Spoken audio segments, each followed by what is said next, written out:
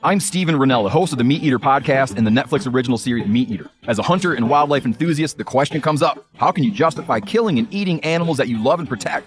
Well, that's part of what we wrangle with on the Meat Eater podcast, along with broader and often funnier discussions about living an outdoor life in the modern world. Listen to the Meat Eater podcast on the iHeartRadio app, Apple Podcasts, or wherever you get your podcasts.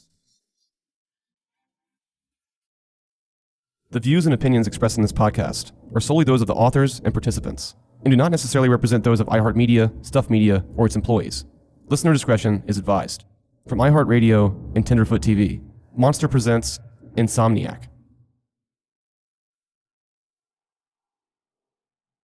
In the late evening of September 5th, 1991, just hours before his scheduled execution, Donald Henry Gaskins, age 58, better known as Pee Wee Gaskins, was found bleeding in his holding cell. Gaskins had snuck in a razor blade by swallowing it, and then coughed it up to cut his wrists. It was either his last-ditch effort to stall the execution process, or to altogether rob the South Carolina authorities of their planned execution of the convicted killer. Either way, it didn't work. They stitched him up, bandaged his still-leaking wrists, and led him to the electric chair, as scheduled. It was now the early morning hours of September 6th, 1991, just after midnight, and he had just minutes to live. Pee Wee was aptly named, but despite his diminutive size, he was something of a larger-than-life character, only not in the way anyone would ever admire. In fact, Pee Wee seemed to be rotten from the time he was a young boy, right up until the very minute he died. In addition to his crimes on the outside, and later, his crimes on the inside, one of which he would pay for with his own life, Pee Wee had somehow managed to pull off what was likely the most audacious death row killing of another inmate that the U.S., and maybe even the world, had ever seen. Once you learn who Pee Wee was, and how he lived his corrupt life, you'll think that he would have had something profound or even outrageous to say as he was strapped to the electric chair on that September evening. But the last words he ever said were simply, "I'll let my lawyer speak for me. I'm ready to go." And shortly after those words were uttered, the man who earned the nickname, the meanest man in America, was dead at 1:05 a.m. on September 6th, 1991. I'm Scott Benjamin, and everything I'm about to tell you is real. This is Insomniac. He was eventually called the meanest man in America, but he was also known as the Hitchhiker's Killer and the Redneck Charles Manson. Admittedly, he had a funny nickname for a grown man, Pee Wee. But let me assure you, there's absolutely nothing funny about the life and the seemingly endless crimes of this undersized criminal. When he was a fully grown man, Pee Wee stood just 5 feet 2 inches tall and weighed about 130 pounds. He had always been small for his age, and he clearly wasn't ever going to intimidate anybody with his size. But Pee Wee didn't need size to strike fear into the lives of those around him. He endured a lifetime of torment and pain, and he would return that pain and suffering to those unfortunate enough to cross his path. His criminal record spanned decades, and he more than earned the reputation as the meanest man in America. In the end, Pee Wee would claim he was responsible for more than 100 murders. Men, women, and even children among his victims. Yet he was convicted of just 9. And we say just, because those crimes only begin to tell his story. Was the South Carolina native as violent as he claimed to be? Or was he just trying to inflate his image to be known as the most prolific serial killer to date? Many of these killings were never proven, of course. And maybe he was just bragging. But when he was alive, Pee Wee claimed to be one of the deadliest serial killers on record. And there was good reason to believe him. To begin, we have to travel to Florence County, South Carolina, on March 13th, 1933, the day when a tiny, 4-pound baby boy named Donald Henry Parrott Jr. was born.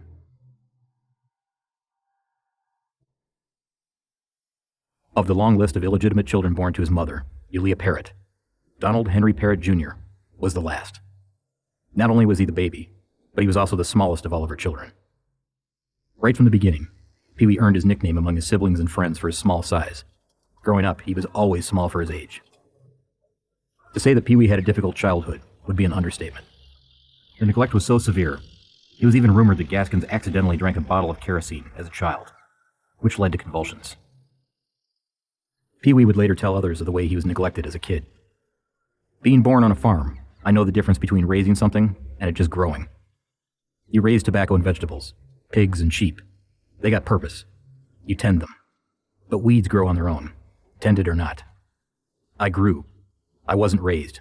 That's for damn sure. He was always a poor student, didn't get along with the other kids, and he quit school at the age of 11. He took a job as a mechanic at the local garage, and he had always seemed to be mechanically inclined. He could fix almost anything. Toys, cars, appliances, electronics, you name it, he could repair it. When Gaskins was just 13 years old, he and two other boys from town, Danny and Marsh, formed a group called the Trouble Trio. The trio began burglarizing homes, raping young boys, and picking up prostitutes in nearby cities. As a part of this juvenile delinquent group, Pee-wee's first arrest came early, when he was just 13 years old. Having answered to Pee-wee his whole life, he first learned his real name when it was read aloud during this court appearance for a crime spree Gaskins committed with the Trouble Trio. At 13, Pee-wee was still too young for jail. He was confined in the South Carolina Industrial School, a reform school for boys, until he turned 18 years old. As you can imagine, it was not a good experience. While at the reform school, he was tormented and even gang raped by as many as 20 other young inmates.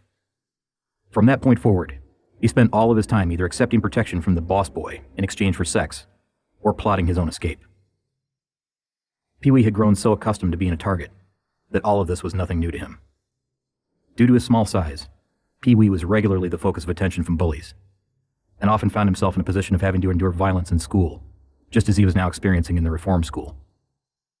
Pee-wee eventually did manage to escape the school, and while he was out, he got married to a 13-year-old girl and lived on the run for a while. This was the first of many marriages he would have, 6 in total over the years, but none of them knew about his other brides, and he would only ever divorce one of the women. Going on the advice of his current mother-in-law, Pee-wee soon returned, voluntarily, to complete his sentence at the reform school. After his sentence was completed in 1951, at 18 years old, Gaskins took a job at a local tobacco plantation. It wasn't long before he found a way to make additional money. He found a partner to conduct insurance fraud with, and they would work with tobacco farmers to burn their barns for a fee, collecting the insurance payout. By 1953, he was known as a barn burner, and people were onto him. Gaskins' employer's daughter and friend confronted Gaskins about his reputation as the barn burner, and he wasn't happy. In a rage, he hit her in the head with a hammer and split her skull.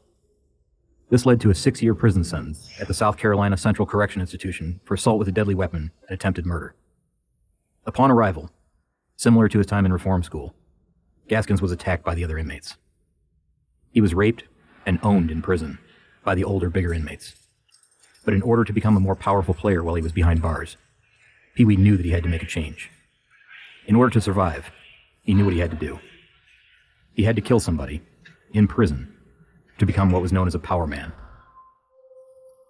Gaskins managed to manipulate himself into a relationship of trust with Hazel Brazel, the fiercest power man in the prison at the time. After gaining the man's trust, Gaskins cut his throat.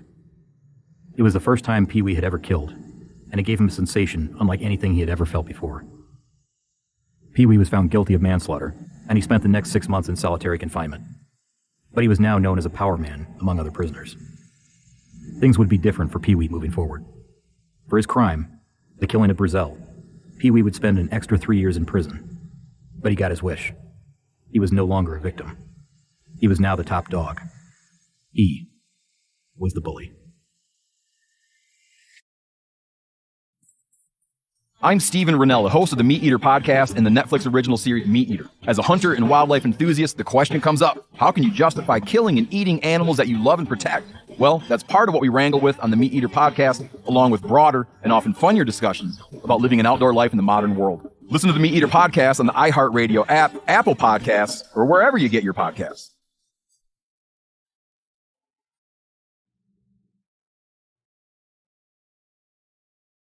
As part of my research for this episode, I took the time to read Pee-wee Gaskins' memoirs, Final Truth, the autobiography of a serial killer by Donald Gaskins and Wilton Earl.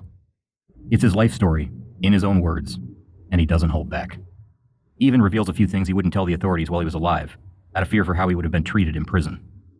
Some of the things Pee-wee says in his book are far more graphic and harsh than just about anything I've ever read in my entire life. And as you can imagine, I've collected a lot of true crime books over the years. Pee-wee's descriptions of not only his many murders and violent attacks, but also the rape and torture of many women and men, and even one infant, are so descriptive but they've left an impression on me that will take more than a little while to forget. The only other true crime book I've ever read that even comes close to this level of brutality is a book that was written by another serial killer, Gerard John Schaefer, while he was in prison. That book was called Killer Fiction. The reason these two books stand out among others is simple. They're written by the killers themselves. When a man gets to a point where he can say anything he wants without the fear of prosecution or judgment by others, he can freely admit to anything and everything evil that he's done throughout his entire life. This can be read in one of two ways. It could be thought of as his final confession, or it could be a way for the killer to brag or boast about his crimes, one final time, while people are still paying attention to what he has to say. Pee-wee saw his book as a way to confess everything he'd ever done, and what he left behind is a stomach-churning, deeply disturbing piece of literature, if you can call it that. They will no doubt haunt you for a long time to come. Yes, there are detailed descriptions of murders and rapes in plenty of true crime books, and many of them are quite vivid, but very few can compare to the brutal descriptions found in Pee-wee's book.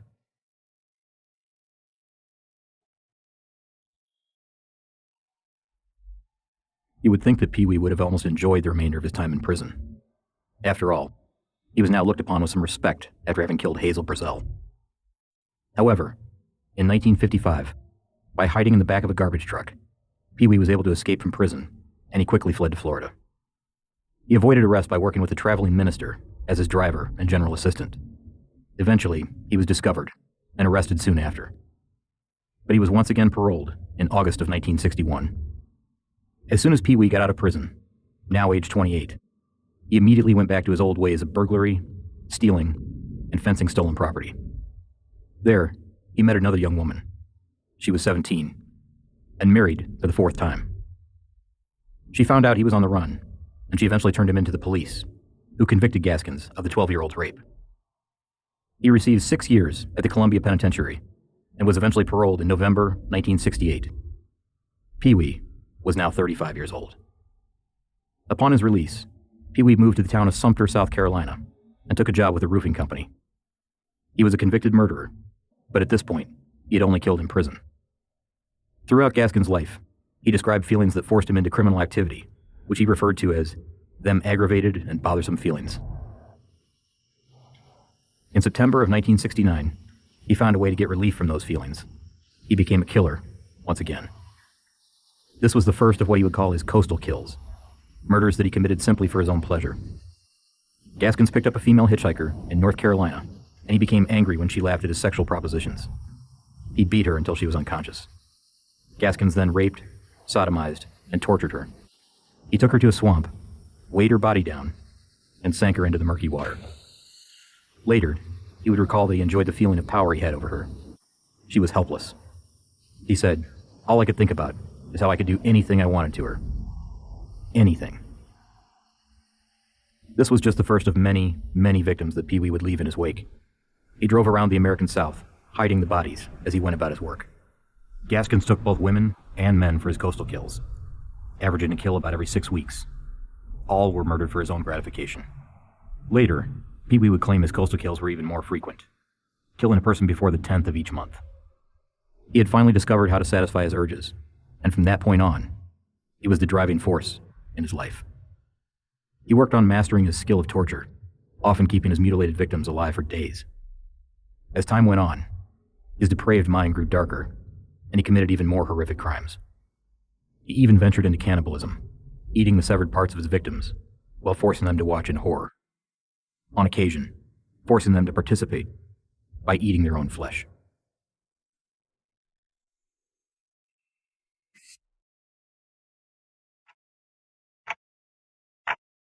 At night, I've started to psych myself out about sleep, laying awake in the darkness, trying to force myself to rest when I know I'm supposed to.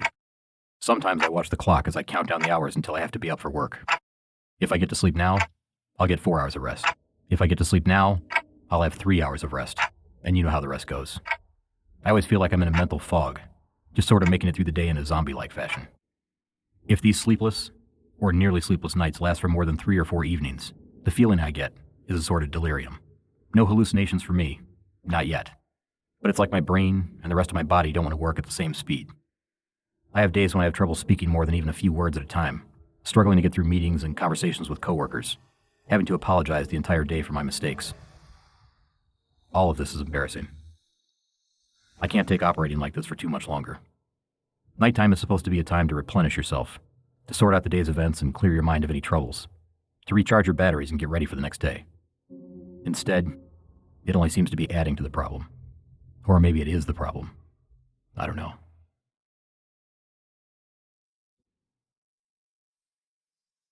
Throughout his life, Pee Wee Gaskins would operate his own chop shop for automobiles. A garage where stolen cars were brought to be either repainted and sold at auction out of state, or completely stripped and sold for parts. It's a lucrative business. Completely illegal, of course, but profitable. In the year 1973, Pee Wee had the opportunity to buy an old hearse. It happened when one of Pee Wee's criminal associates drove up one day in the old stolen car, looking to get rid of it as soon as possible. Pee Wee couldn't resist, and he bought the car for his own personal transportation. And while driving a hearse might sound like an unusual choice for anyone, a lot of people simply have an interest in that type of vehicle. For one, they're all custom built. They aren't mass-produced, so each example is a one-of-a-kind in some way or another. They're also typically beautiful in design, inside and out, because they're created from top-end luxury cars, like Cadillac, Lincoln, Mercedes-Benz, or even Rolls-Royce. Another point is that they're unusual, interesting, and, well, simply different. So they have some appeal to certain car enthusiasts too, not just those in the funeral industry, or the occasional serial killer. Pee Wee, on the other hand, viewed owning a hearse as an opportunity. He could use it for its intended purpose, and do it right under the noses of the authorities. Pee Wee was flippant with his friends and even the local police about what he was up to. For instance, when asked about the hearse while sitting at his favorite bar, he would say he needed the vehicle to haul all the people he killed to his own private cemetery. Everyone would laugh it off as if it was a good joke, and then go back to drinking or whatever they were up to. But the reality was that Pee Wee was using the vehicle for exactly that purpose, hauling the dead bodies of his victims to his own private cemetery, some out-of-the-way property he owned in Prospect, South Carolina. Pee Wee felt that if the authorities would laugh and joke with him about the hearse and its use, they weren't concerned about him as a suspect, and he could hide in plain sight. He even had a sign in the back window that said, "We haul anything, living or dead."